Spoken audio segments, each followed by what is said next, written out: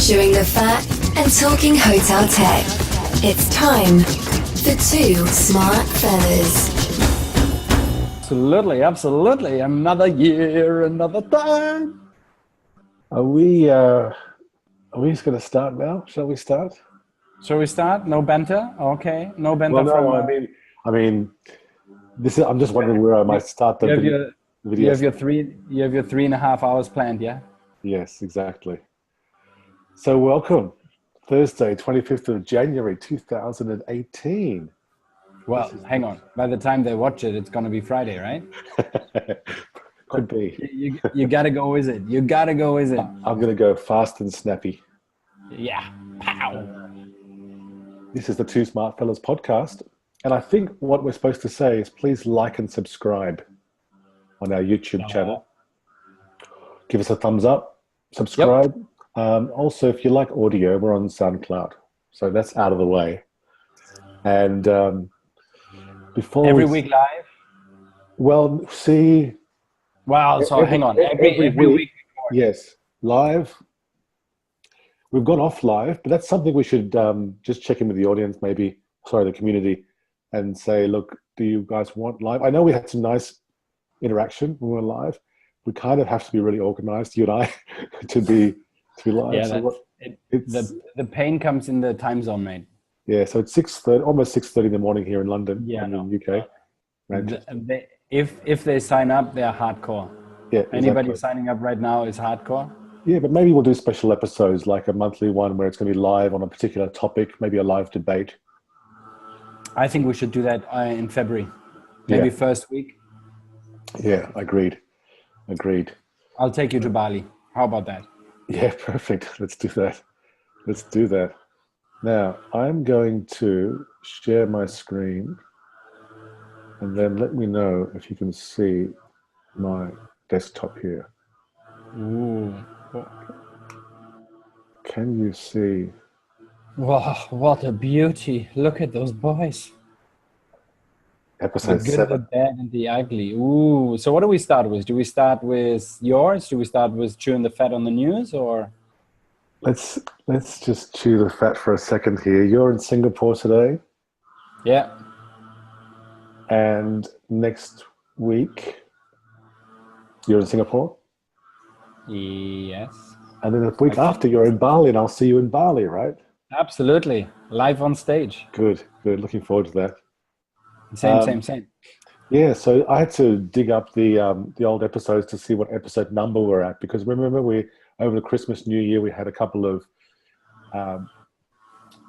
interviews and also the French blog Q&A. So now that we're back into the regular swing of things, it's episode 7, B2B marketing in hotel tech. Oh, yeah. The good, the bad, and the ugly. Ooh. And this is another favorite topic of mine. And just for everybody's benefit, he actually rehearsed. Yeah, I've got a few slides here. Only a few. In front of the mirror. Oh, yeah, that's right. No, I was just making sure my screens were all lined up. I don't want to take longer than I need to. You crack me up.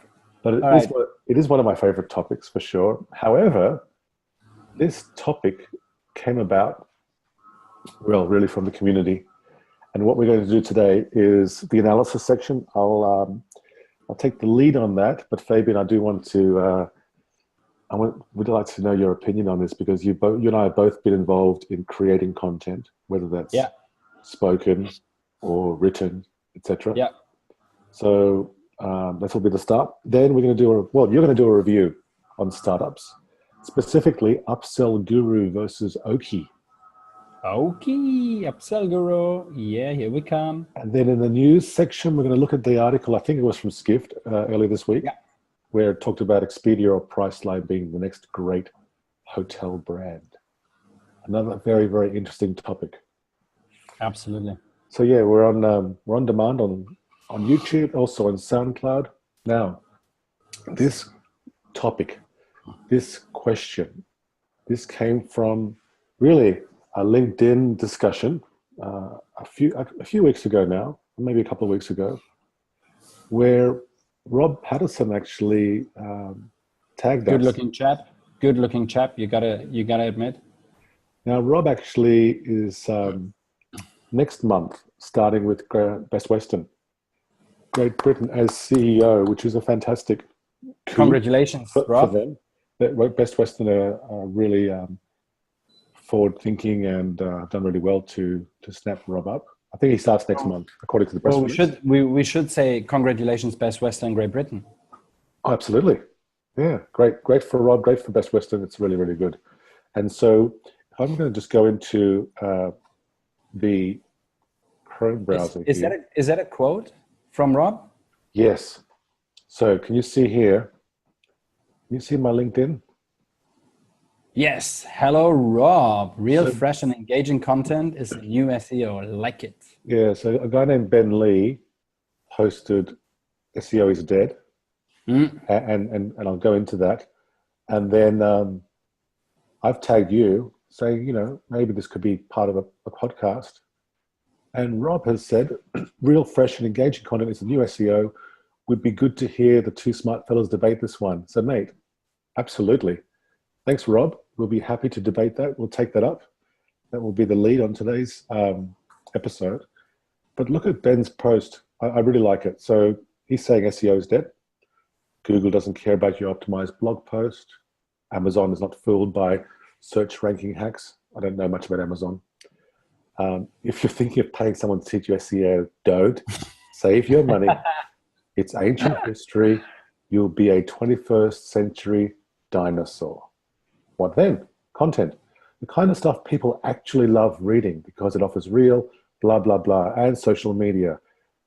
Put yourself and your work out there in a genuine human way. Yeah, absolutely. Advertising, if done right, needs to be punchy copy. Yes, of course, where to start. Learn from people who are doing it successfully. Come up with new and creative ideas. Refine it, blah, blah, blah. Okay, the catch. A classroom won't teach you how to do it.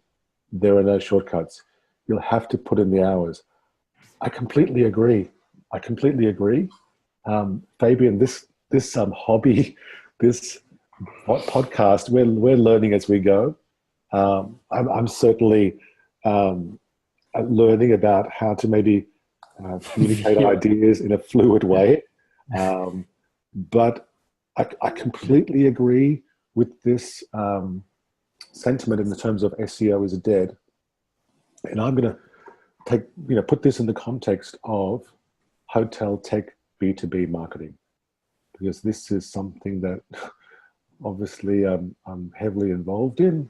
I study the market really closely, and I know you as well at Ideas and also Logic. We've talked specifically about coming up with white papers, coming up with other stuff, and anyway, shall I start? Go for it. All right. So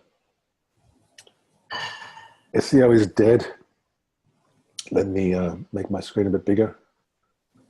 Now, I'm going to basically do three parts to this: the good, the bad, and the ugly.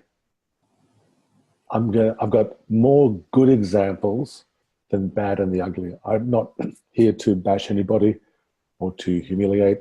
I just want to share some examples that I think are good or could be improved, or why some things are bad and why some things are possibly ugly. Is that fair? Yeah, go for it. The worst thing that will come is a backlash on LinkedIn and Twitter and anything else. I'm going to cop it. I'm sure of it. I'm going to cop it. And that's fine. It's just my opinion. So there's a few brands here: Sojourn, Cloudbeds, Leonardo, and Booking Factory, that I've singled out. Interesting lineup. Yeah, this is very much for me top of mind in terms of what I. B2B marketing, you're talking? B2B. Okay, got it. Yeah. So yeah, these are top of mind, and let me go through them, starting with Sojourn. What I like, what I think they're doing well, what I think is relevant, what I think could be improved. So let me now move this little toolbar away here because it's blocking my screen. All right, so if you look at Sojourn, by the way, Fabian, do you know what they do? Do you know who they are? CRM stuff, isn't it? Actually, Also redirecting customer marketing in terms of the marketing redirection. So if you look at their... I might confuse them with the Sendime. Exactly. Yeah. Essentially, they look at bringing the customer back to the hotel website using tracking codes, cookies, and if they do manage to get the customer back, commission 15%. So on acquisition? Yeah. So that's a question, right? We'll see. I want to keep this on the marketing side of things. However, as a product, it's interesting. I think the model of 15% or 12%, depending on the type of program you sign up with, is tough for some hoteliers. Hefty. It is, but it's arguably from Sojourn, they can show, what they've done to bring the customer back to the hotel's website. Arguably, if the customer was at the hotel website to begin with, they were always going to come back again. So Same story. Yeah. Anyway, I'm not here to talk about their product, but their marketing. And I think what I like about their marketing is they've really invested in some good written content, case studies, and white papers. I think along with those case studies, they also invested in paid search. So LinkedIn, I'm not sure, you would have seen it on LinkedIn, surely. Mm-hmm. You've seen plenty of stuff there in terms of different case studies. I think their reports are also interesting in terms of the topic. So how can hoteliers use data? Free downloads? Yeah, free downloads. State of the hotel industry in Asia Pac, that's something for you. And if you look at all of these different topics, this one, it's interesting. It looks nicely laid out. It looks very nice. Hotel management ebook, maximizing RevPAR. This one stood out to me. They're obviously using a lot of keywords here to try and appeal to marketing and revenue management and distribution type of people, right? With their hotel management maximizing RevPAR, I downloaded that. And this is where it became a little bit disappointing. So I think they're doing a good job, but when you look at the document, it's 22 pages. So if you want to read it one day, but you can see a logo here. All of a sudden, this logo called Reserve Hotel has come out of nowhere. I had to look them up. I think they're a CRS in the US. Anyway, and they go through the usual, what is RevPAR, blah, blah, blah, which I'm sure there are probably 200 places on the internet that explain what RevPAR is and how you calculate it, which is fine for some people who don't know what that is. Okay, now if I skip forward to page 14, this is where I think they let themselves down, is that they talk about investing in price matching. Sorry? Exactly. That's a strange term. Use real-time back-end integration. Consumers searching on your website can compare your direct price with third parties. You're talking a pricing widget. Yeah, different than our competitors. Rev Hotel's price matcher can be easily set to match or beat other offers. This is a sales pitch, and it's not very well written. And I thought, oh, you've let yourselves down here, Sojourn. You were doing so well up until now. So they're thrown in a random brand. I don't really know the Reserve Hotel brand. This is pure sales pitch and not very coherently written. So I thought, you know what? It's good to have partners. So they do a good job here. When you go near the back, they bring in some people from Leonardo, who are a brand that I admire in terms of the work they do. They bring in your friend and my friend, Charlie, the handsome Chief Tease. Charlie, the Chief Tease. Yeah, at Trip Tease. That's good. Charlie's not shy in chipping in with some words. But so, yeah, they do a good job there, but I just thought they let themselves down a little bit there. These are small details. Small details. Those reports drive me up the wall, because I can pull one from 2010 and it will have 99% the same stuff in there.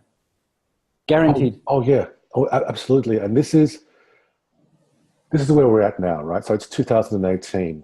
Now, back in 2010, 11, 12, you had a lot of people saying content is king, or content is queen. And so people started trying to create content, copy content, but it's not engaged. It needs to be engaging, right? If we come back to Rob's comment, here we go. Real, fresh, and engaging content is the new SEO. Absolutely. Fresh ideas. Don't regurgitate the same old stuff. And engaging content. Now, for me, engaging content, look, I can read white papers, and I do read white papers from time to time. I tend to do it on a flight or a train trip. And I'm normally reading competitors or other players' content to get a feel for where they're at. And this is where I saw Sojourn letting themselves down a little bit. They do also do webinars. I don't find webinars very interesting when it's like this. Like, this is secret to boosting ROAS. It's static slides. I can't see the person. I don't know if they're reading from a cue card or not, but it's not too bad in terms of if you were a competitor, for example, of Sojourn, or you wanted to know what they were doing to see whether you wanted to integrate or innovate similar functionality. It's not too bad in terms of studying a potential innovation, right? Mm-hmm. So that's Sojourn, yeah. Now, what was the next company? Cloudbeds. Okay. Quick question to just chip in, because we're talking about fresh content. Yes. Do you think the time of user-generated content is over? No, I think it's actually bigger than ever.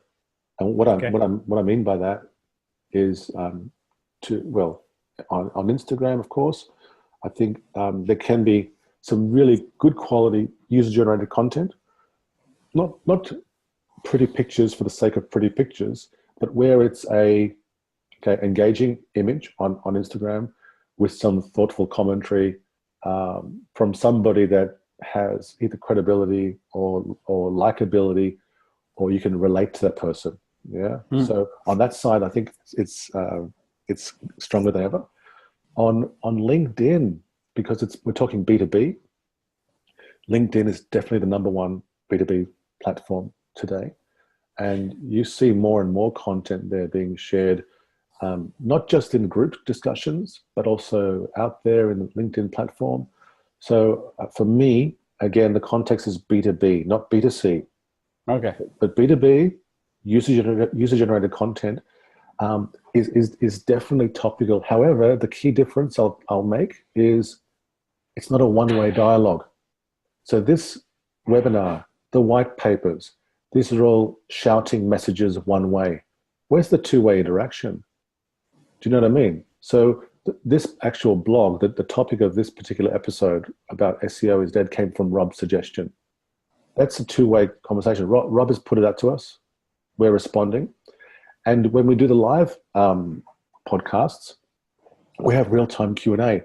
I think that's where, for example, if we look at the outside the hotel industry, in the media and sports and entertainment industry, you've got people following their favorite musician, favorite sports star, liking what they're doing, and engaging and interacting. It's a two-way communication for some of those people to communicate with their community.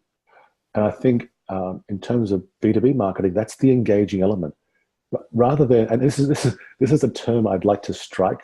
I don't want us to ever use this term again, which is thought leadership. I don't want to ever hear that anymore. Let's call it TL. Well, no, not even that. I think it's engaged listening. Forget thought leadership. Are you an engaged listener? Because this is the other thing that I think we need to think about is, well, me for sure, and you as well, I'm sure. I'm learning, and we're learning every day. We're testing things every single day. What works, what doesn't work. What worked then, does it work now? And I'm talking in terms of B2B marketing, communication, and engagement. So can we agree not to use thought leadership anymore? But wouldn't we be better off? I love thought leadership now that you mention it. Wouldn't we be better off in a B2B space if we would actually do marketing like in a B2C? Then I said it last week. It's if we would follow what you do in B2C, we would have no problem in B2B marketing. Yeah, but what elements of B2C are you referring to? The engagement of how I interact with the user, how I'm open in chat rooms. Not that I say, send me an email and I will follow up in 24 hours. No. Yes. Text me, reach me on Telegram, reach me on WhatsApp group, reach me wherever. Oh, yes. Every 6 weeks we have to do this. Every week we have to do this. And you kind of follow this content calendar and you kind of go, you said it, it's the same like budget. I set it for the year and then I say, now we just execute against it. Yeah. Versus let's see what's happening and then react to it and bring up new stuff. And if it has changed to what we said 6 months ago because the direction of the industry has gone, doesn't make you wrong. It just means you're adapting to your environment. I think that's the key word, adapting. Listening to your users in the sense of people go like, we have to wait 6 weeks in order to do a product update. No, you don't. You have fixed the bug, send it out to them. Yeah, completely agree. You know what I mean? They don't want to read it. They either unsubscribe or delete it. But they'll be happy because they'll go like, I'm using their product and actually they're telling me about bug fix. And if you research something, it's exactly the same. You need to look at it from a review perspective of as hotels do it. If I see that a company is engaging and reacting in the B2B space, then I feel much more comfortable because I know there's some guy or girl that will actually be there talking to me when I have a question. I completely agree. And I think part of that as well is sometimes a hotel tech brand will post content anonymously or there's no attribution. Who's the author? It just comes from brand X or brand Y. Well, hang on a second. I'd like to know whose opinion this is. Correct. And then I'd like to have a little bit of a LinkedIn look at that person, see their background. I was like, oh, okay, cool. They come from that background. That could be a fresh approach. It doesn't have to be a hotelier. It doesn't have to be a technologist. But you know what I mean? Or am I listening to a 21-year-old journalist graduate who's talking about hotel distribution, revenue management, and things that clearly, unless there's some genius, may not have the best background for those sort of insights. Do you know what I mean? Yeah, absolutely. It's the same with when you have, the talking heads in inverted commas, where you use one of your executives and put them in a leadership position, and then drive your stories around them. And then when you go like, how did you come up with this piece? Oh, that was an intern. And you kind of go like, well, a bit tough, right? Because you kind of want to, I'm interested in your opinion. I'm not interested in somebody else's opinion who puts words in your mouth.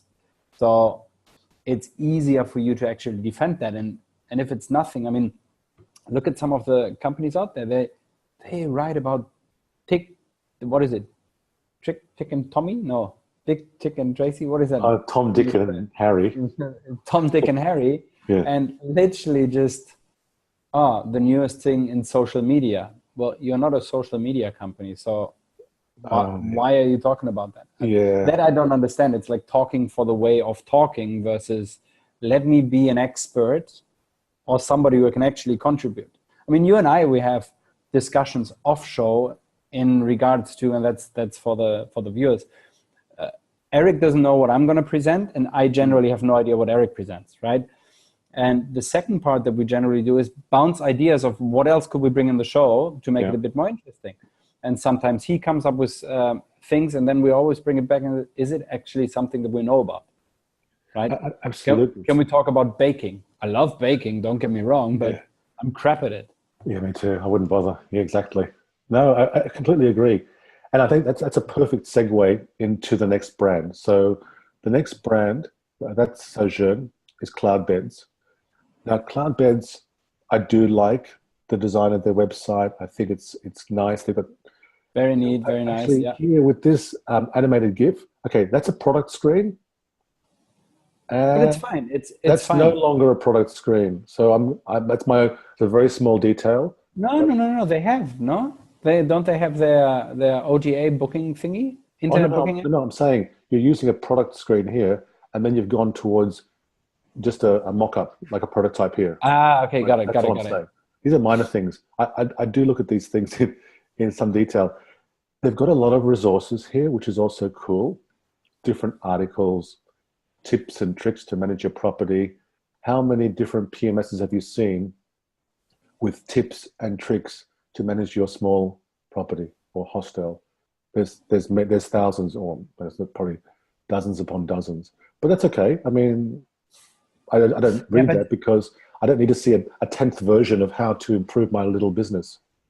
Correct, but my point here with the Cloudbeds guys is they have become more than just the PMS, right? They have payment integration, so on and so forth. So they have a big spectrum to talk about a lot of things. My question is just, are you just trying to be a one-trick pony by doing everything but not really everything like an expert would? Best in class versus one-stop shop kind of thing. It's a good point. I mean, I do have some insight here in that I guess this version, the current live version of the website, probably doesn't articulate precisely their philosophy and what they bring.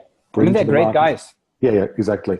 So, but I want to go into the ebooks because these ebooks here, typical one here, why hostels are no longer the little guys. Okay, cool. But look at this one. The most important reports to run at your hotel property. Nice. Well. Hang on. Bring it on. Hang on. Really? The most important reports to run at your property? That's a little bit like a red rag to a bull here. Mate, did you just use the English accent on us? Which one? You used a very posh English accent. Did you just took that pony out? Yeah. You know, You're talking British, mate. I was talking to one of the founders of an Aussie tech company. The company's called Market Boomer. I was talking to him last week. He's an Aussie. He's from Sydney. So am I. He's like, he didn't think I was Australian at all. I was like, I had to try and, I don't know, the accent goes sometimes, but you know, it's just about trying to be understood. Okay, look at this. Okay. Am I ready? 32 pages. These are the most important reports to run. Now, again, I'm not having a go.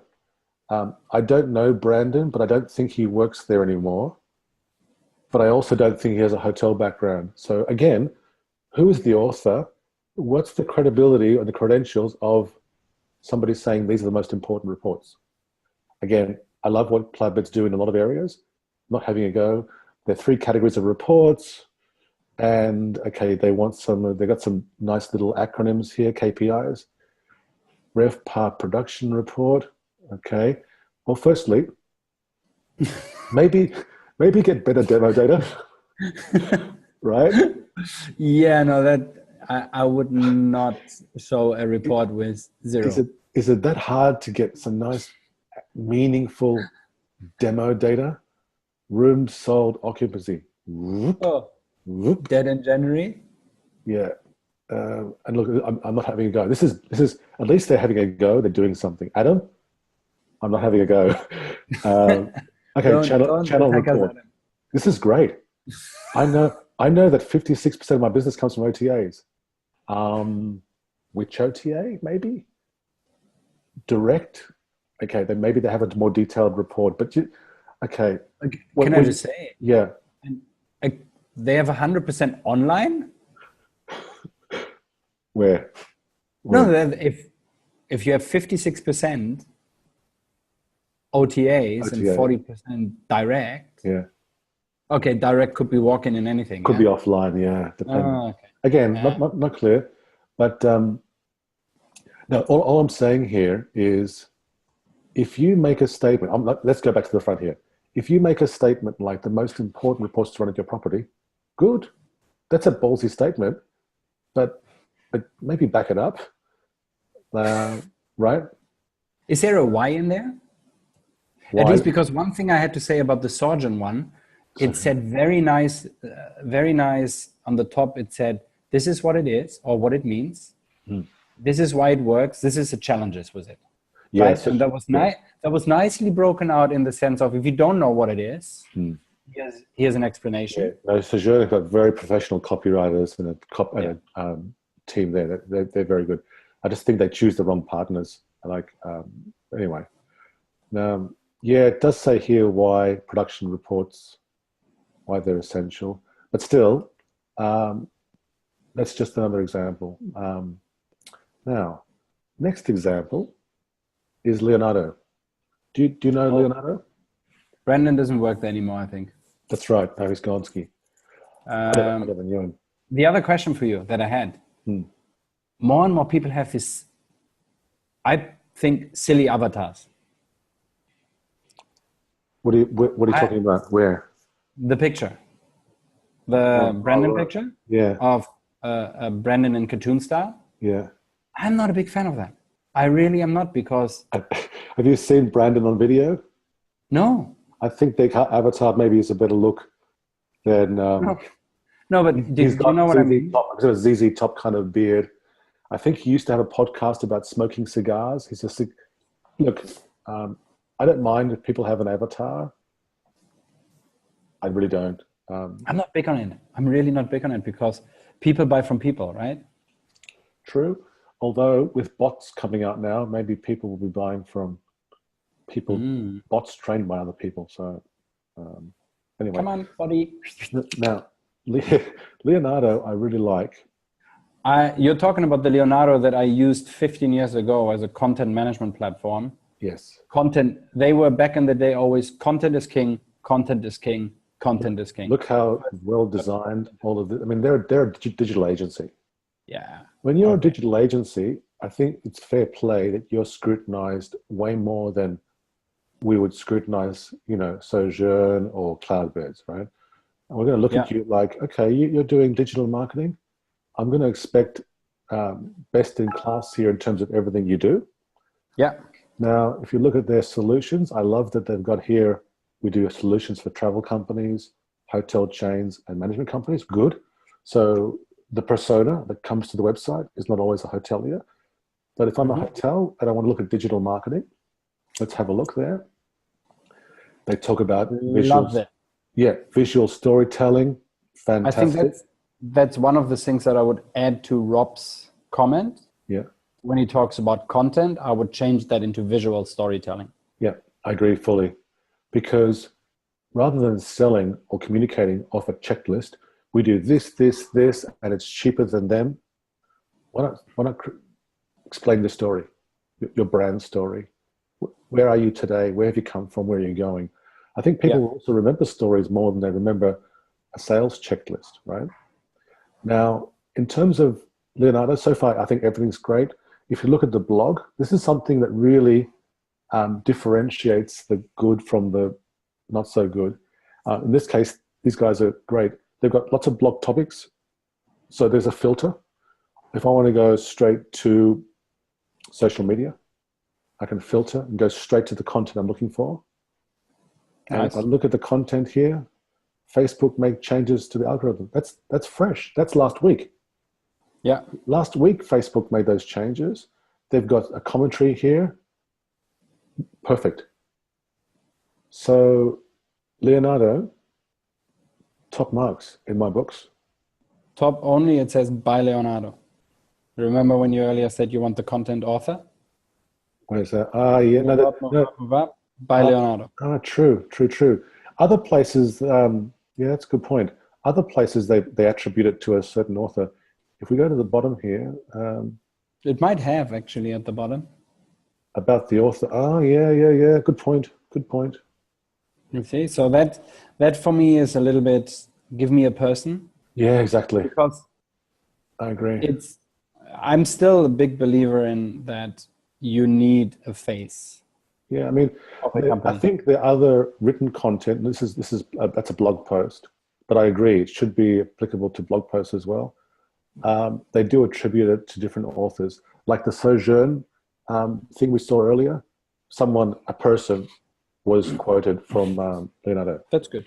Now, No, I like it. It's a very nice. The last one that I also think does a great job. Evan. Booking Factory. Now, Booking Factory, Cloud PMS, Booking Engine website, and more. Now, what I want to call out here is their blog. Again, I think you can really find out the good from the really not so good when you look at a blog. Okay, number one. Is that right guy you? Did he sneak you into the picture? Did he sneak you into the picture? Nice beard, eh? Nice beard. Yeah. I think the wrong skin tone maybe for me, but no. So number one, I like the image there. Now, with all of firstly, it's they are doing nice frequent posts to keep their brand and their message top of mind. I think that's good. It's engaging. Like visually, that's kind of cool. Game theory, evolution of PMS. Maybe they watch our podcast, eh? Now, this one is cool. The Booking Factory Winter Updates Rate Plan Overhaul. Okay, let's have a look. Now, this is really fresh and engaging content.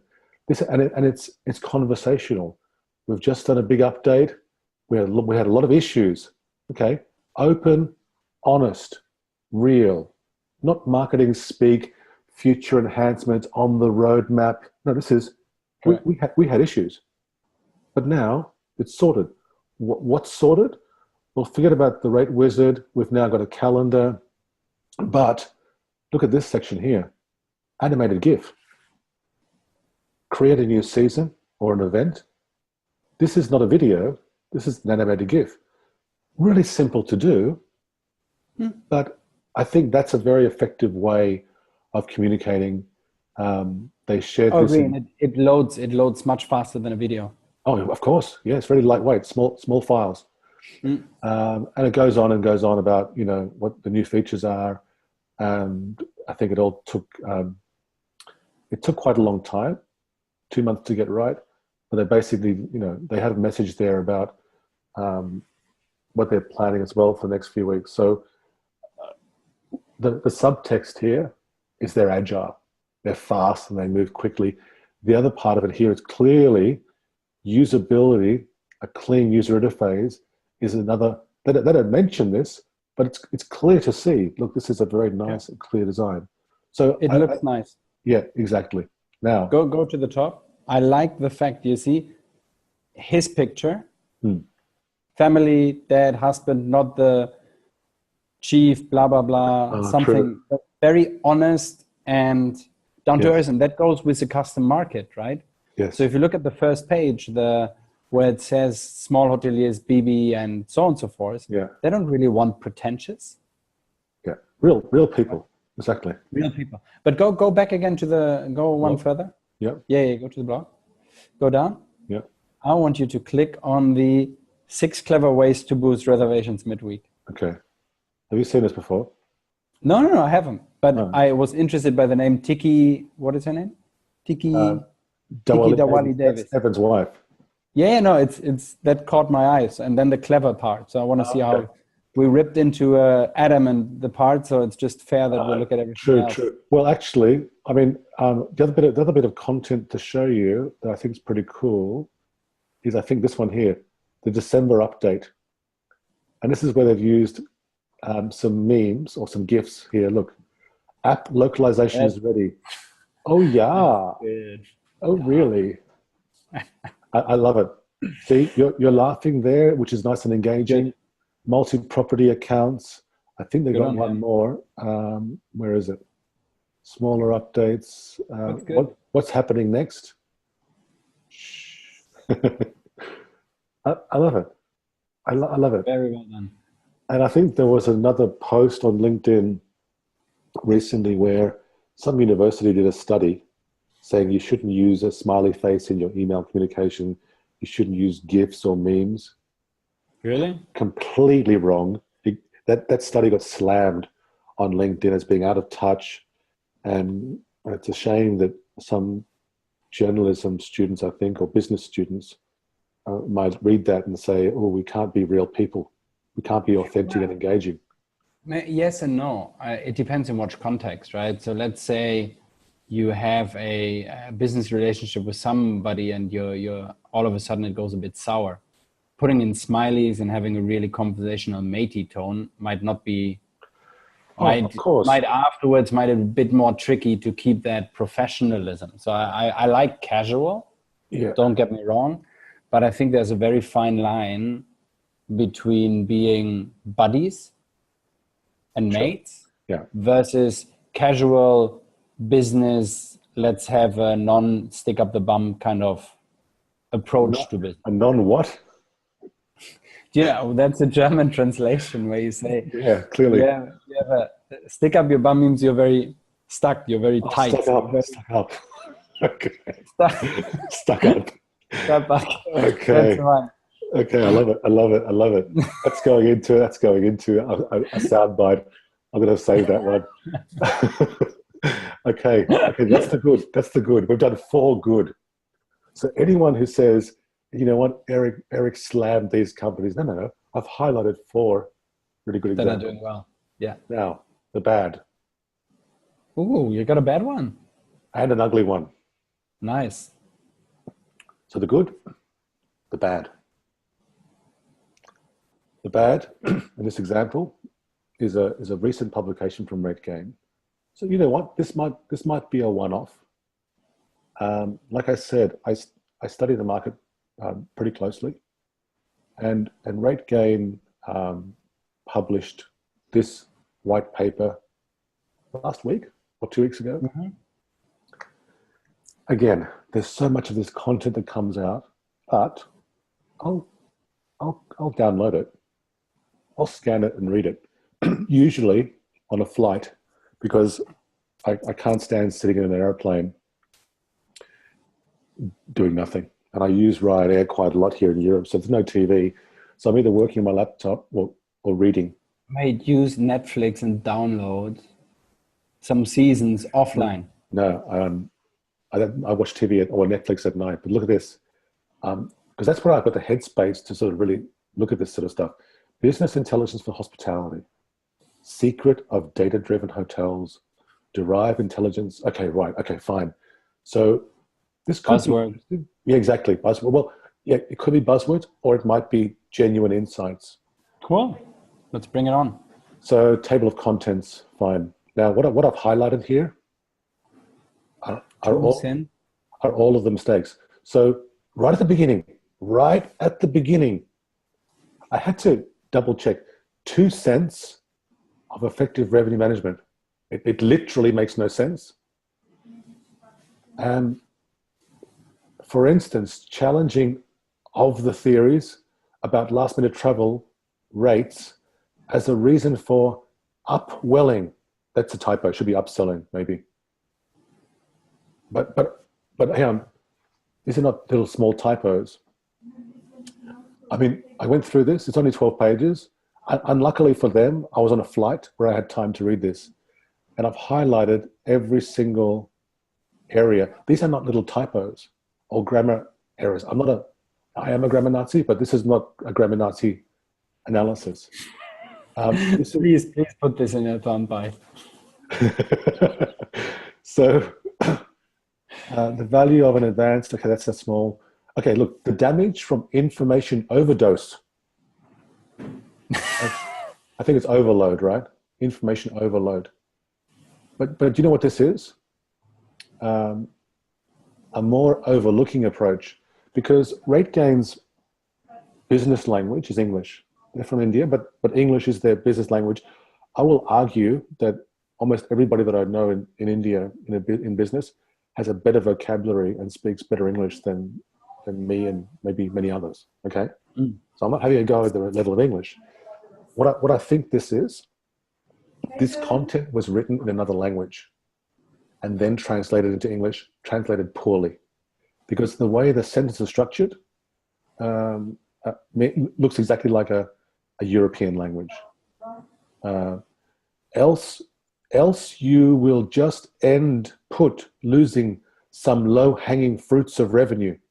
Fabian, Fabian, literally, what does it mean? Else, No, you will just you will end. just end put losing some low-hanging fruits of revenue. I would actually say that's auto-correcting and somebody did not, you know, when you give it to somebody to proofread, Oh, yeah. because I bet you it means else you will just end up losing some low-hanging fruits. And I'm guarantee you it was this thing where you want to say something and it translates it, or it auto-corrects it into something. This is, for me, this is not bad English. This is, for me, laziness of people actually proofreading it. Oh, definitely. Right, that's all it is. Yeah, you're right. Maybe they did computer translation or machine translation. That could explain it. Because, yeah, I mean, literally. It's so much writing. Yeah, but also, it's literally every single page. I'm not going to highlight the author's name because what I'm going to do is actually I'll send it to her to say, hey, please fix this up. So anyway, proofread, like if you're putting out content, have some pride and at least check it. Do a sanity check, do a copywriting spell check thing, and grammar check. Now you know that I do a lot of the copywriting, right? Or the writing for other people in other people's name. Yes. But every time I have to write in somebody else's name, I will give that to that person and say, now make it your own. Right? Now use your own language, change it to whatever you have, because if it's my own name, it's no problem. If there's a mistake in there and I had a grammar mistake or something like that, I have no problem. English is not my first language. You know what I mean? Yeah. But if I write for somebody else, it's generally like you need to put your spiel on it in order to make it, like, it can't be that, for example, if you're an English native speaker and you would have a grammar completely wrong, misspelled every second word, so on and so forth, it's just not viable. Exactly. No, I think I agree with you. I'm not a fan of ghostwriting or writing on behalf of someone else.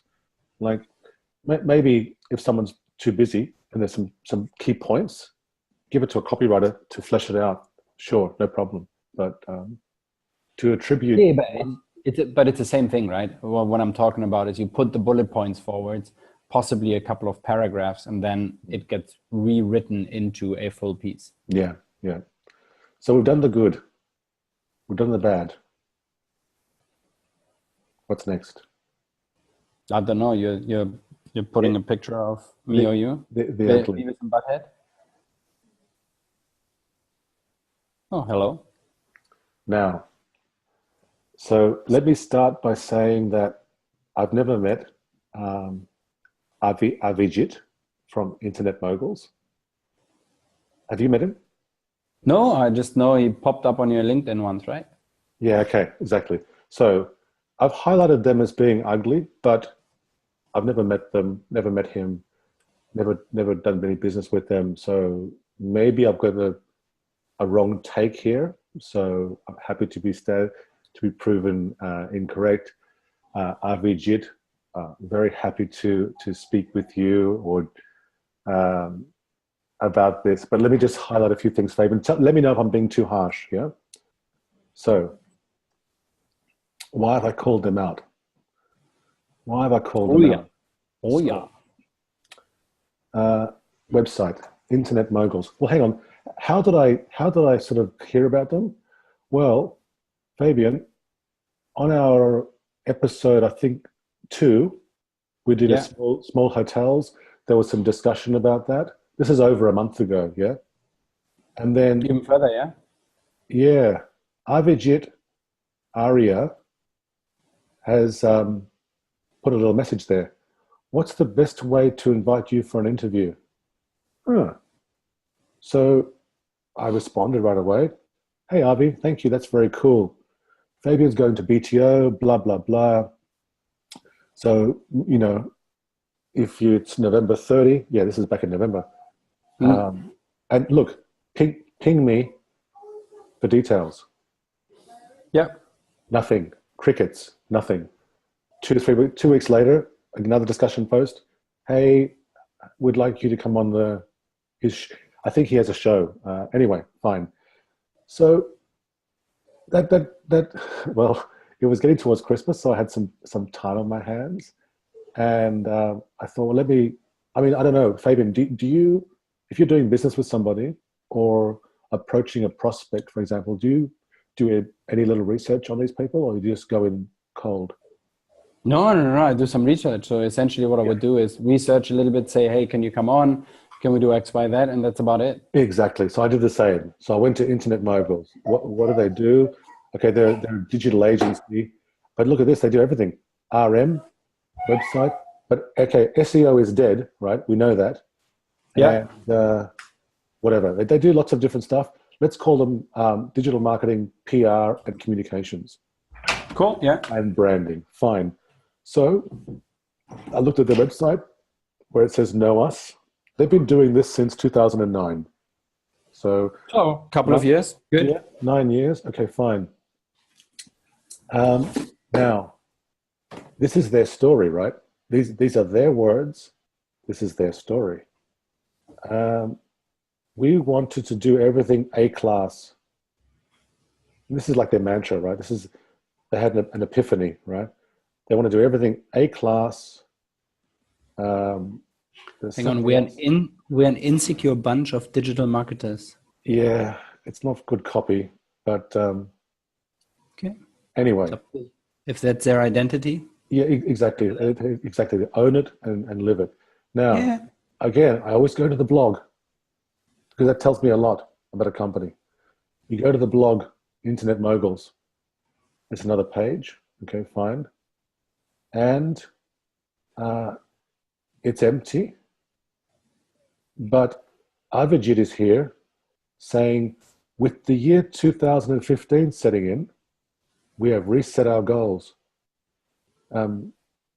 Clearly, So, but they're a digital agency. They're a communications company. So again, just doing my research, I'm like, okay, the blog's not there. What about Twitter?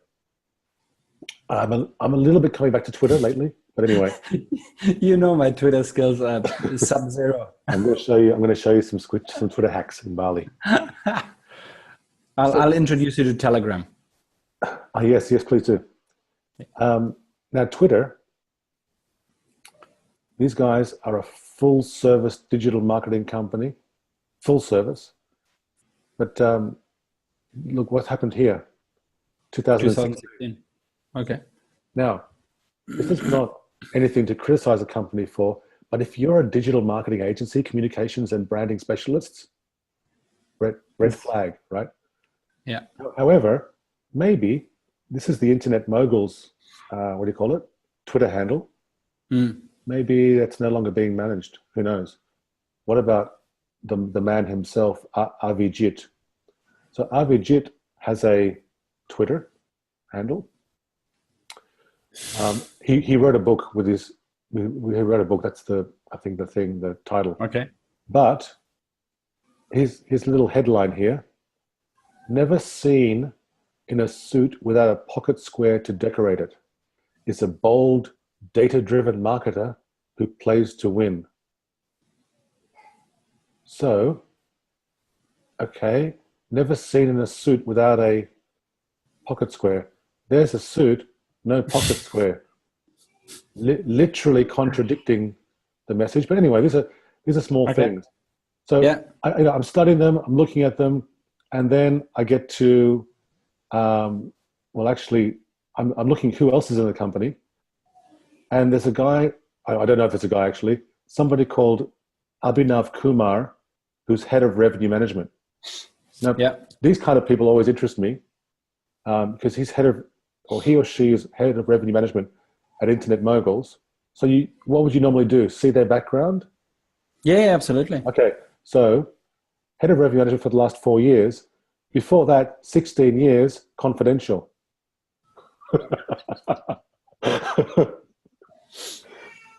Anyway, call me old-fashioned. I think that's a little bit unusual.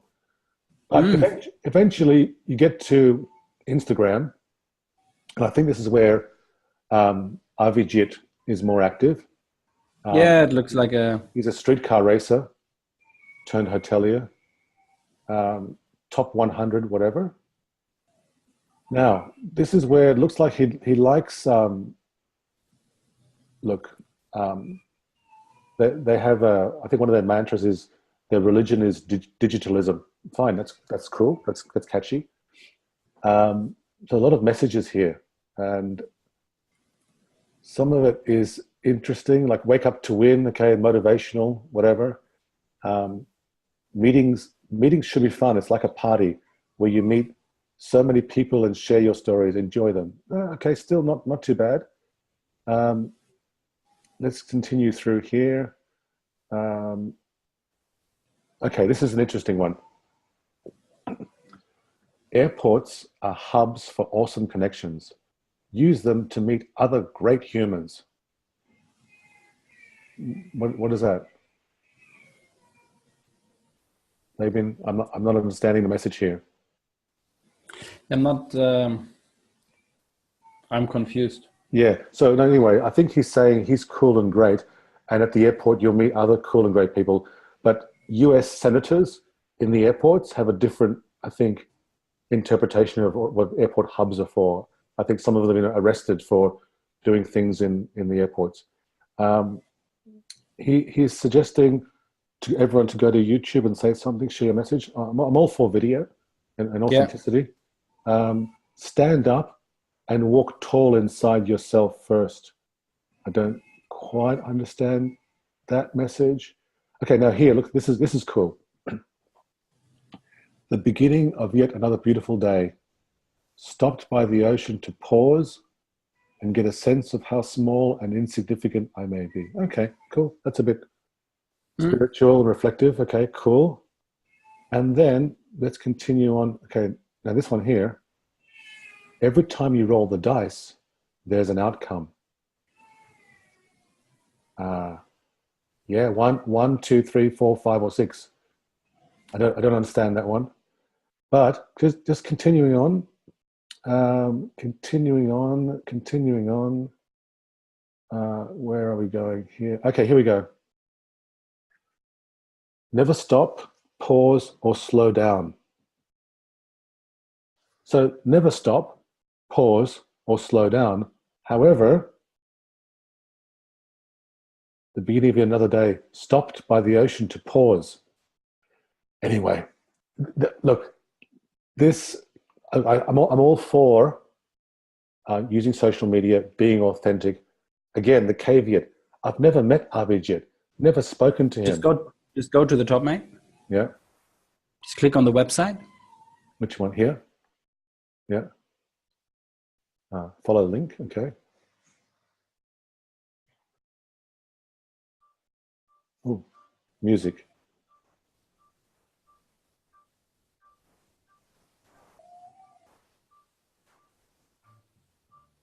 It looks more like a self. How do you call that? Narcissist. I think it's called narcissist. It's just self-promotion, isn't it? Yeah. Yeah. Look, I've got this video playing in here. I don't know why this video. Yeah. Look, I think he is obviously promoting himself, perhaps as the brand. And look, I think there's a bit of healthy narcissism in all of us. Maybe a bit more in my case. Look, I'm putting my hand up here to say, look, I've never met the guy. I think yes, it is about him, perhaps more than the brand itself, because okay, they eventually got through. Remember, he said, "Come on the show." Mm-hmm. So I got an email from not from him, but from the assistant. But again, digital marketing company, Rohini. There's no job title. There's no one on LinkedIn. I actually asked them, where's your profile, blah, blah, blah. Without going into more detail, the revenue manager has a confidential career of 16 years. What I think happened maybe is on LinkedIn, whoever posted the comment, "Why don't you join our show?" probably wasn't him. Probably has somebody. Most probably. Anyway, Avijit, no harm, no foul. Keep being you. you can be you better than anyone else can be. So I'm just saying there's extremes, and I don't know whether maybe this works in the demographic or market he's after. Good following. Sure, absolutely. But that's a tiny following and a population of over 1 billion. Yeah. But anyway, so now that was the good, the bad, and the ugly. Fabian, startup review. Oof, startup review. How do I share my screens? Hang on okay. 1 second. Yeah. Choop, choop, choop. Choop, choop, choop, choop, choop, choop, choop, choop. Am I sharing my screens? Not yet. Share screens. Do you want to continue? Yes. Who do I want to share my desktop? Share screens. Fantastic. Yes. Good. So we were looking at upsell, right? UPsellGuru. UpsellGuru. So the first thing that I generally do is I will look at, hang on 1 second, how's the website and what are they going for? So I look at home, okay, you go on there, nice picture, clear message, upgrade your guest experience in your hotel, right? Receive the offers for room upgrades, so understand kind of what they want to do and then maximize your off-sell. I could then go into a video, but let's not do that right now. And then we're going into a lot of writing, a lot of pictures until we come to the features and benefits. Increase revenue and occupancy, fine. Minimize the number of free upgrades and increase guest satisfaction. Now, I was a bit confused by the occupancy because we're talking about upselling, right? But what they're saying is you can resell your freed up lower room categories to new customers. Well, we couldn't get into an entire conversation around revenue management right now. Yeah. But let's not do that. I like the fact about the minimize of free upgrades. My question would be, how would the PMS actually deal with this kind of stuff, right? Increase satisfaction, okay. Stay in control, and then they're bringing up their customers. Easy Hotel, Lofts, ICMI, the collection. So a lot of smaller ones that I personally have not heard of. Yeah, right? But it also seems, there. besides the village stuff, there's nothing, no huge brand that I've heard of, right? Upselling is easier than selling to new customers. I would put a question mark on that in certain user cases. Sure, once a guest comes, you have a chance of upselling, but you either have also a very good chance by putting on some sexy makeup and looking good on the OTAs, looking good on your website, having good tech in place. So going down, what I found interesting was that was in the comparison between both of them. So I tried my luck and I put them right next to each other. Oh. Can you see? Yes. Right. So when you click on the little menu, you have the how it works, result, pricing, contact, press, signups, and client login. And you have OK on the other side. Oaky? Yeah. Oaky. So Oaky, again, just to give them the same credit, is let your guests upgrade your stay. Very similar. So what we're doing is now we're competing two different things. The same thing over each other. Again, same, we got a video where one has a link, they actually have the little pop-up in there. So nicely done. OK is a commission-free and personalized upsell platform for hotels to maximize profits and enhance guest experience. And then we directly put a price. Now, I'm not quite sure if I personally would, but not my company. And then a free demo. That confused me, because so far I yet have to pay for a demo. Okay. Okay. That was the one that. Is it a free demo though? It is. You click on it.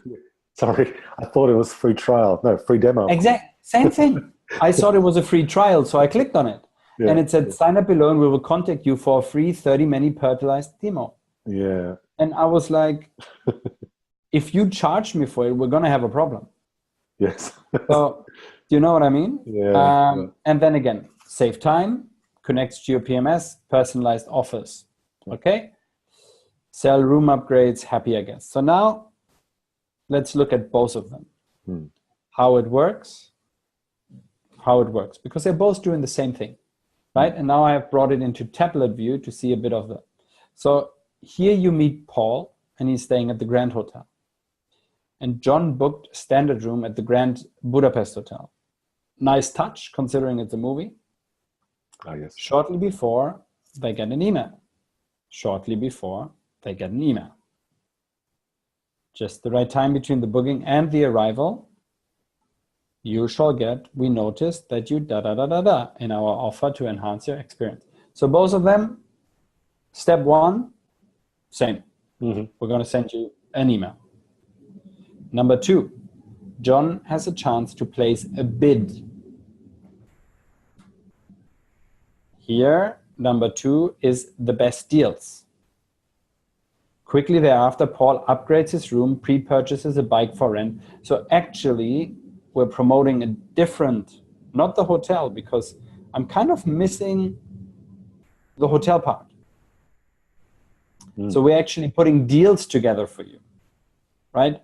Where UpsellGuru really just at the moment focuses on getting you into a better room, right? So two different approaches. So here, very visual. What do you want to buy? You want to buy something else. Number three, great impression. At check-in, Paul receives information about the marathon, buys to it. So anything related to that thing. So from that perspective, Oaky is doing a nice job in saying, hey, I'll give you I'll send you something for upgrades. I'll package possibly tours and experiences. Chances are you can also put rooms in there. And then I'll make sure that during the arrival experience, you will get the same stuff from the organizers. Only question here would be, it sounds like it is done by the hotel. And here it says the upgraded suite, yet it kind of doesn't say beforehand that we're giving you a suite. Oh, no, we do. Here, currently 20, and you get it for 80. So the key difference is the bidding process on the left. For me, it's the left. For you, it should be left. Yeah. Bidding process versus Oaky. And I know that the upgrading of the bidding really, really works well with airlines. Okay. And I've started to really engage with that and trial it out. A lot of times you just put $1 more than the minimum bet and you actually get it. But equally on the bigger ones, there's a minimum already of $2,000 and you kind of go like, no, if I would have spent $2,000, I would have spent $2,000. Yeah. But for the short flights, when it says, hey, for $40, you get a meal and extra legroom and an old business class seat, you know what, happy days. Exactly. I'll pay for that. So what I like about here is that they use the airline concept and bring that up. And I know that a lot of people are now doing that. The next part here is then the additional services. So it seems that they have done 1, 2, 3, 4 versus 1, 2, 3. And then of course 4 is a feedback, but here we're really still at number 3. Happy, and then John and John's wife can have champagne in bed. Very nice.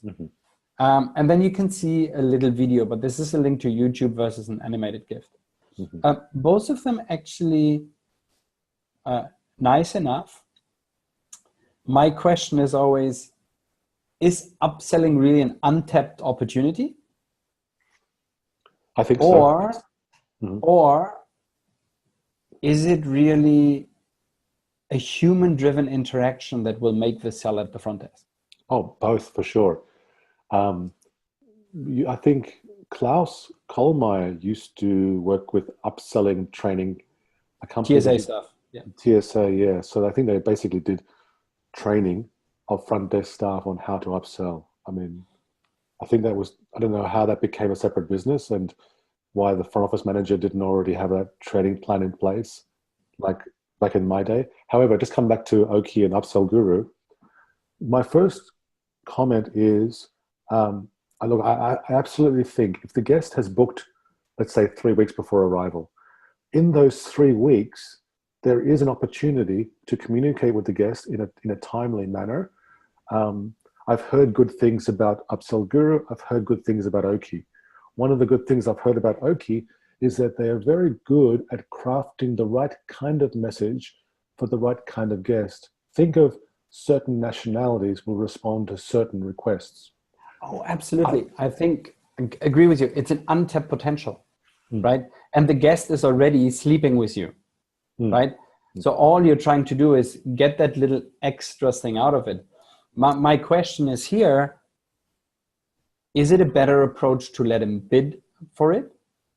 Because essentially every time you put a bidding mechanism in front of somebody, you also have to realize that you might say no to them. Yeah. Do you know what I mean? And that turns a good experience into a, sorry, love, but ain't gonna happen because you didn't want to give me my $50 minimum. Yeah, I think if, for example, it's tailored, where those offers are only going into need dates, then sure, then there shouldn't be any need to turn down the bidding offer. So that's more of an RM perspective. If you could trigger that upsell offer when you do need it, looking to fill in some troughs, then sure. So, but the other thing I have a comment on is with email messaging being the communication method here, I believe it's all email based, right? Pretty much. I think this one goes through to a website, email, when you place a bid on the website. So doesn't every PMS and CRS have pre-stay messaging and post-stay messaging? With pretty much, yeah. Multilingual. So it's a widget essentially that you would whack in. So these guys no doubt focus on this and do it particularly well, but I also argue that I think PMSs and CRSs could easily, well, not easily, but could innovate in this way as well, and probably should. But I think both solutions are good. I think the UpsellGuru looks a little bit more revenue management oriented in terms of the airline model you said there with the bidding mechanism. Yeah. Oaky looks more content driven and marketing driven. So yeah, I think both are good. I think both have legs. Don't get me wrong. I think upselling in itself. I taught back in the day, UFO we called that, upselling front office, right? And it was all about yes sets and how you can get the staff to engage. But that was way before you could do digital engagement, right? And even if it goes wrong, you're still having a digital relationship with your client before they arrive. Yeah. Right? And I think for all of that, it's a good thing. And even if you just convert 5, 1, 2, 3, we're not talking $1 extra as in an optimization process, but you're talking $50, $60 that you possibly get. And you can always follow up on it. I know that there were people like No One already in that space previously. I wasn't always, I never got the e-standby thing. Still to this day, I trouble with this. This one is very straightforward, right? You want an upgrade? Book it right now. Yeah. Right. As I said, my only reservation is if you put a bit in there, and even though they give you the color coding, nobody will say, oh, you give me a range from 50 to 300, let me give you 300. No, exactly. Right? Because essentially what you're doing is, I got your money, you chose it for whatever reason. Now I'm trying to entice you to spend a little bit more with me. So for that, if the offer would have been great from the get-go, I would have booked that. So now it's really just an impulse buy on my end, or quickly saying, how do you get me into that extra benefit right now for possibly a lower price point that I wanted to pay earlier? Yeah, right? I think a lot would depend on the lead time. Obviously, 1 day prior to arrival bookings was definitely a rushed booking, perhaps. Maybe not conducive to be upsold. I guess it comes down to the data, right? The better data you have, the better analysis you can make.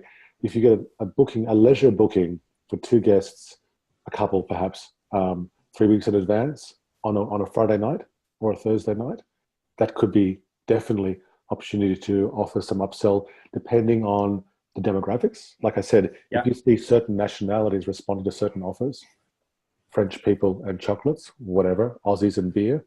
So I think it's interesting based on the data that could be seeing what the data shows.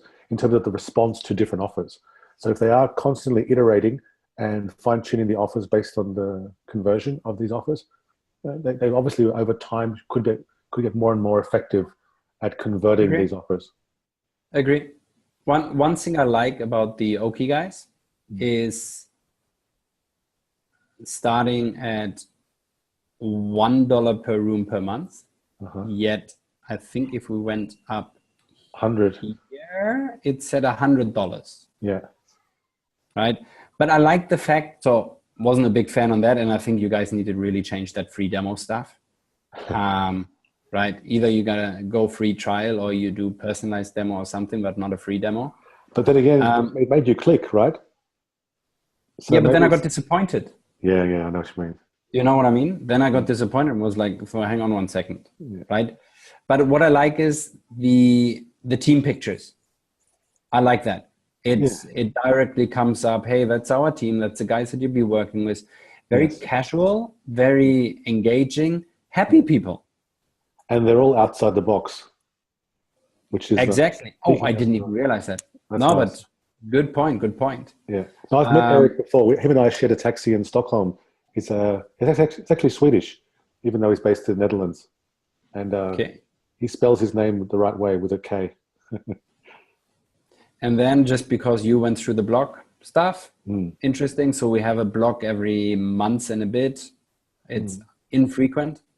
Full focus on guest experience, learn about customer success, Oaky on the road. Okay, let's talk about customer success. And then we talk about that again. Yeah.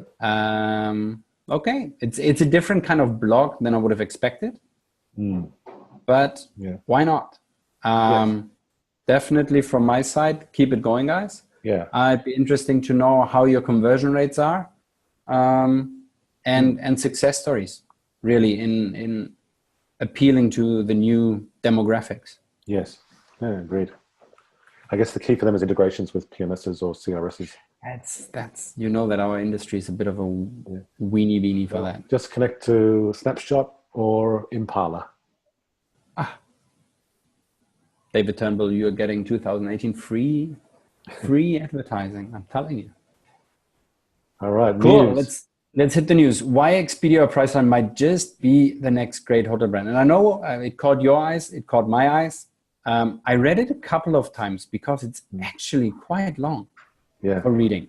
Yes. And there is a lot of cool little anecdotes in there that you would not expect from the title. So let me talk through. Let me ask you the first question. What if Expedia, Priceline, TripAdvisor had their own hotels? Yes. So I think I mentioned this in one of our previous episodes. I said, imagine you're a hotel owner sitting next to the CMO of Booking.com, Papain, and Papain says, your property, we could do a much lower cost of acquisition, more revenue, more profit than any hotel brand. As an owner, do you really care if it's a Hilton or a Marriott or collection by Booking or, really, and which brand could say, no, our loyalty program, our digital marketing, our distribution is stronger than any OTA. I don't think any brand could say that. Now, if I was the OTA, I'd be very selective about which property. And the good thing about that decision, they have all the data. They know which property in New York or London or Paris or Amsterdam are the key properties that are in demand. They know which ones have the best reputation. They know also which ones sell out too soon and leave money on the table. They could, like a sniper, pick exactly the property in each of the top 50 destinations in the world and say, yeah, this will be part of our collection. Easy, not a problem. Now, that's a shift, and maybe they'll never go there, but it'll be an easy model, right? You don't need to have... One thing that caught my eye, and there's a lot of writing, and people, if you want, just type into Google Skift and then put the title in here, why Expedia and Priceline might, and it'll come up. Now, if you go halfway through, this is what caught my eyes. If you own and operate the hardware, you can do a lot more on the innovation side than from the service and software layer. And that got me thinking, now you and I were selling tech. How often do you hear the word, especially in APAC, I have to talk to the owner about that? Exactly. If they're the owner, yes, I just do. But in case of having an owner that just has an asset because of the sake of having an asset, you now have an owner that actually is really hot on digital. Yeah, and an owner who appreciates the ROI from digital, which is something that... Looking at it from a completely different... And then property valuation goes up. Do you remember Grand City Hotels? In New Zealand? I think... No, in Germany. Oh, So, yes. Grand City Hotels. They're now part of Deutsche Hospitality, I think. Grand City Hotel. So if we just go on them and look at Grand City Hotel, I just want to go to the main website. Where's the main website? No, By the way, I fully agree. SEO is dead, right? Look here, 1, 2, 3 ads on a full screen. Just go to the top again and change it to Grand City Hotels. I think it changed. Yeah. Good point. Hotels. Okay. So Grand City Hotels, Grand City. Grand City Hotels. No, I don't want Hong Kong. I want Grand City. Oh, there it is. There. Yeah. Ooh, quite far down. So we did consulting for them back in the day, and they literally went to 100 hotels within under a year. And what they did is they were like, we really don't care about the brands. What we did is when the financial crisis hit, all we did was go out and bought distressed assets. Yes. The one that were up for auction. And we went in there and said, give me that hotel. And then they just whacked it full until they had profitability. When you whacked it full, you mean they just went for occupancy over rate? Absolutely. Tour groups, offline agreements, cheap rates out there, super discounts, right? You could argue that from a revenue management perspective, you just shot yourself in the head. But from an asset perspective, they wanted to bring the value of the asset up, right? And they had the right mindset. When we had discussions in my old job, the question was always, do you want to have a nice hotel brand or do you want to make money? And they did it the right way. What they looked at was like, let's first make money and then we can still have the discussion afterwards if I want to rebrand all of those 300 hotels into a Grand City brand. But you can still see here, they have everything. iBears, hotels without anything, Holiday Inn, Days Inn, Crown Plaza, Best Western, so on and so forth. A lot of different brands. Also, of course, in a lot of CRS systems, but today you just whack it into a data warehouse and then you take it out. So those brands are all franchise agreements? Most probably, yeah. Whatever it's taken over, if they have if they went into liquidity, then of course, most of them I would imagine go nil, or you have to take them over or do something with it. But at the end of the day, it's a real estate thinking behind it, right? So very clever. So the next thing, of course, the differentiation has already begun. So he goes la about how Hyatt pulled stuff out. And then I would not be surprised to see people moving into the hotel space by actually owning floors or buildings or even chains. Very different to the virtual hotel companies that are popping up everywhere and anywhere, NIDA rooms, whatever you want to call them, that are saying, just I'll send you my pillow, my pink pillow. You whack it in the room and then it's my room, right? Interesting concept, and that's why all of a sudden they have 1,000 hotels within 3 months, because all they're doing is, hey, Erik, you have a hotel. Can you give me 2 rooms? Right? And then we brand it with my stuff, and then it's essentially I can sell it as my own hotel. Different to actually owning the room, which comes somehow close to the time sharing stuff. But We're then going down and we can provide marketing. I mean, they're referencing how Expedia Central has done that and offers marketing. Really, really good. Where was the next thing? Then we went to Nido, powered by Airbnb apartment complex. Did you know about Nido? No, tell me. Very interesting one. So you know how in San Francisco, they decided to scrap that and you can't get other tenants in anymore. And then a lot of people withdraw their stuff. Yeah. So Nido is very clever. Nido actually said, and let me just get to it. Is there a Nido? I have to type it in most probably. Nido. Okay, nido.com. So it's a home sharing. Big difference, because now I'm sharing my home and just letting people stay with me. So I'm not sub-renting to somebody else anymore.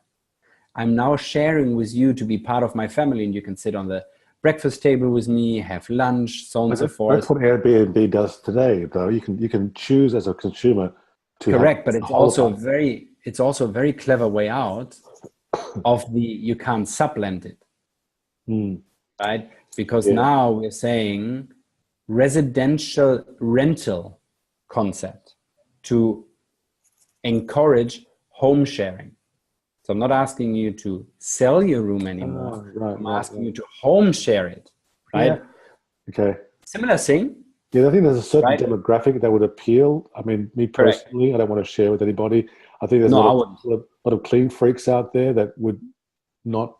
But there's a market there, probably young travelers or young professionals.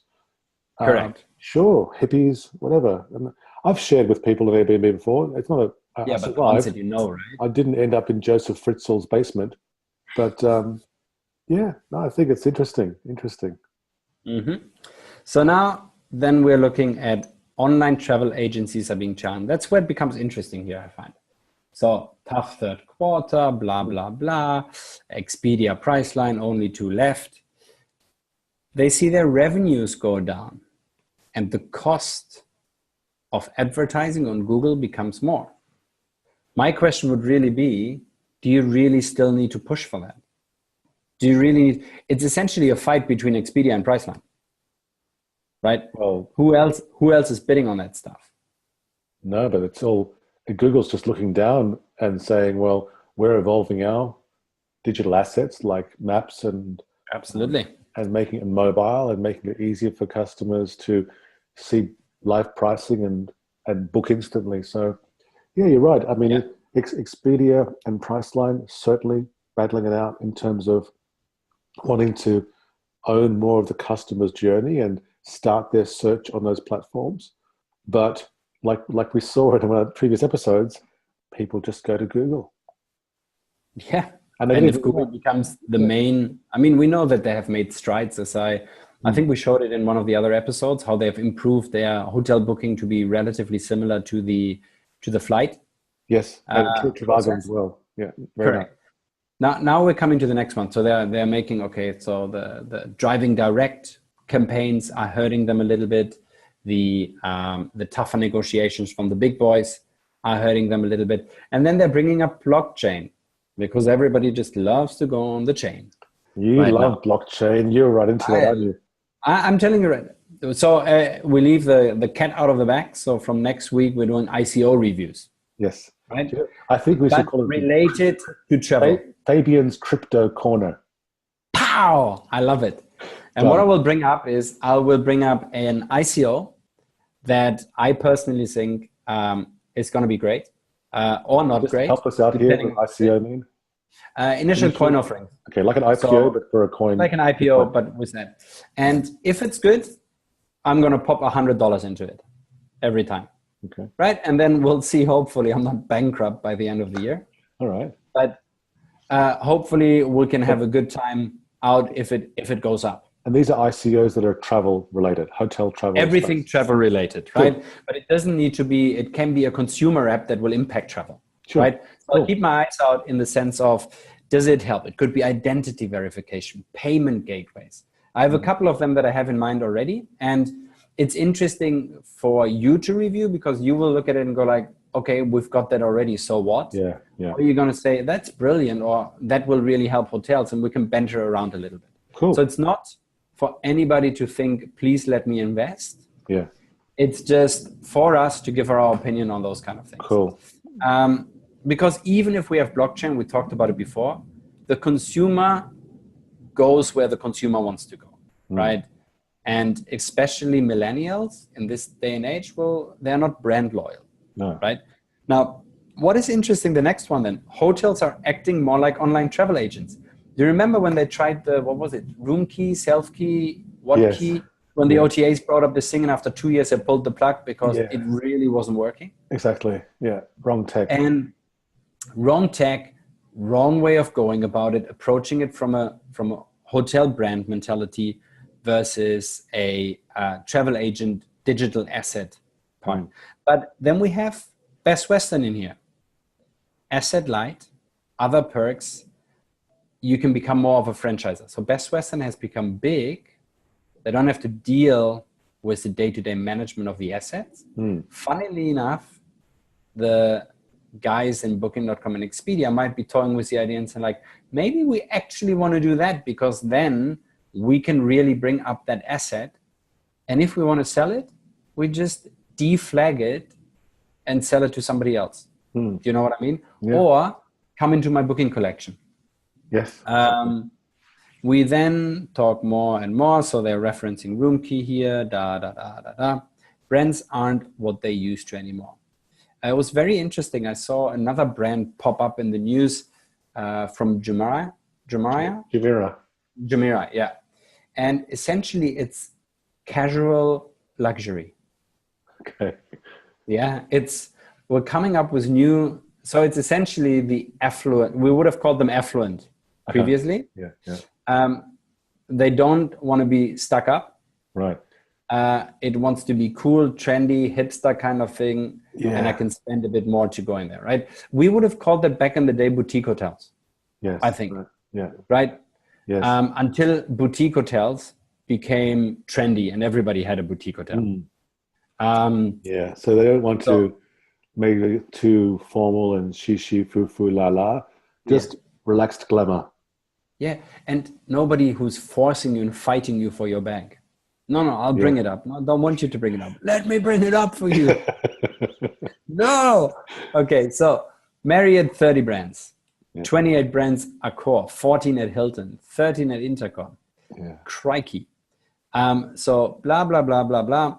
And then that caught my eye. A brand is less relevant today than it was 20 years ago. I fundamentally disagree with that.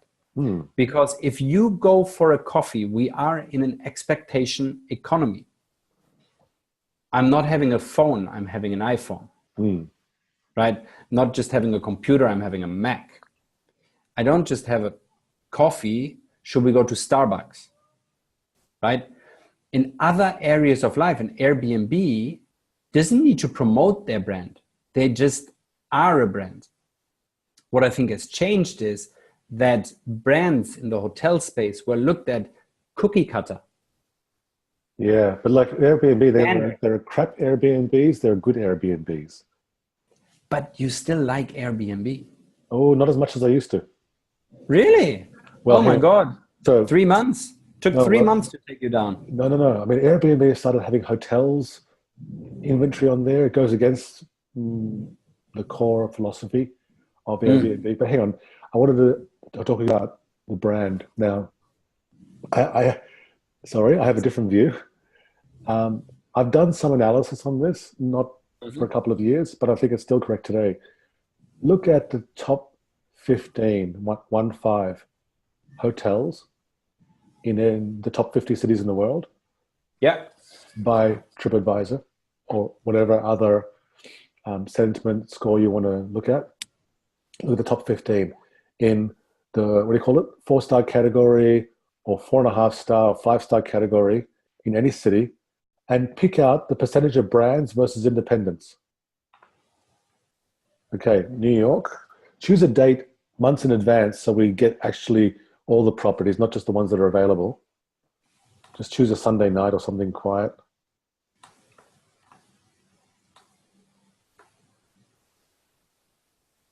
Now, sort by reputation. Traveler ranked? Yeah, I think so. They keep changing these things. So I can't see there. What French Quarter? Oh, there it is. It's sponsored. Okay, so okay, so 414 Hotel, not a brand. Next one. Okay, Library Collection. I think that's Marriott, isn't it? Yeah. Crown Plaza. Okay, Plaza. IHG. Library Collection. Okay. And Crosby. That's independent. Yeah. Crosby Street. Library Collection. Library Collection. Okay. That's independent. That's a Highgate property, I think. Yeah. Another independent. Yeah. Another independent. Another independent. No, Library Collection. Okay, so 50%. 50% are independent, and that's New York. You do this analysis across other markets because I've done this. The brand promise is dead. The brand promise is dead. So that's my take on it. Because the top hotels are more represented by non-branded properties. I agree. My point was that the way the branding is done in the hotel environment is wrong, is done wrongly. Because if you look at other stuff like, as I said, Starbucks, Nike, so on and so forth, popular brands in their domain, they have become an icon of something that you want versus it's a Crowne Plaza kind of thing. Yeah. It's an old, when we go to hotels, I find it's a very old school way of thinking of how we look at brands. It's not a lifestyle definition. It's a tick those boxes. Crowne Plaza is a Holiday Inn with a bell up front, 2 telephone lines. Right. King bed, needs to have 18 meeting rooms, needs to have a minimum square size of this. I understand from a building construction, but at the end of the day, the travelers, when they go, and it comes here with the it comes here with the loyalty. Independents are thriving, by the way.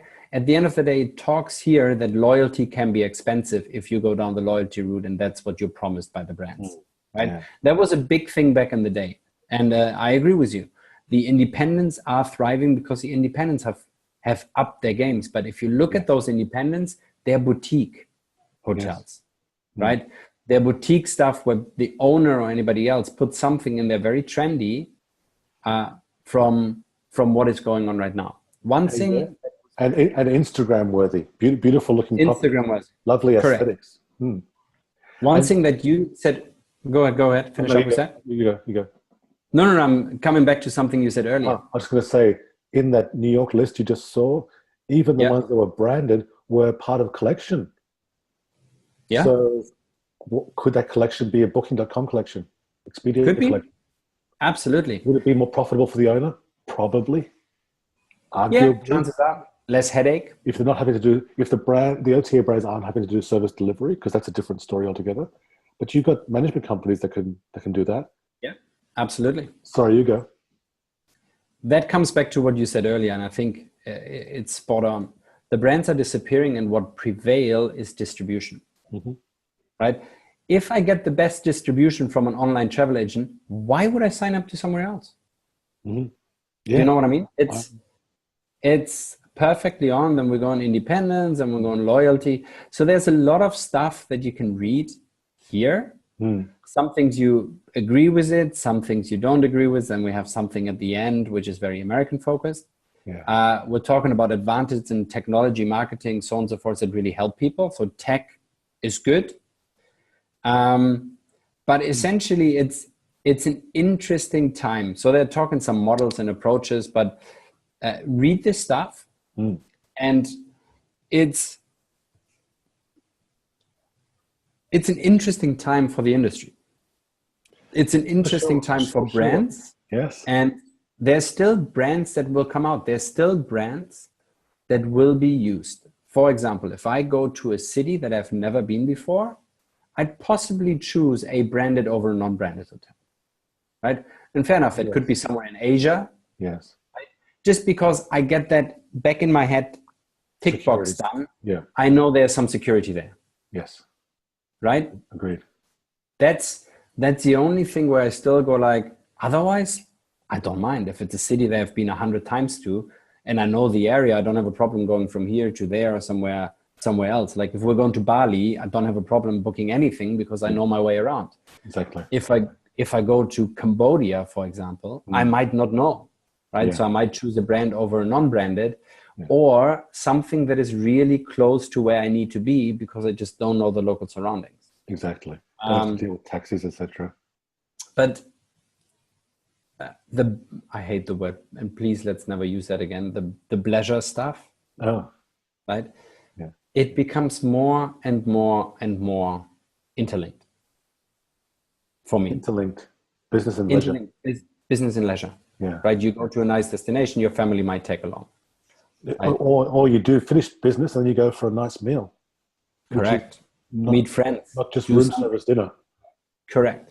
So there's a lot of stuff where people now also use their personal affinity or affection for certain areas to live a little.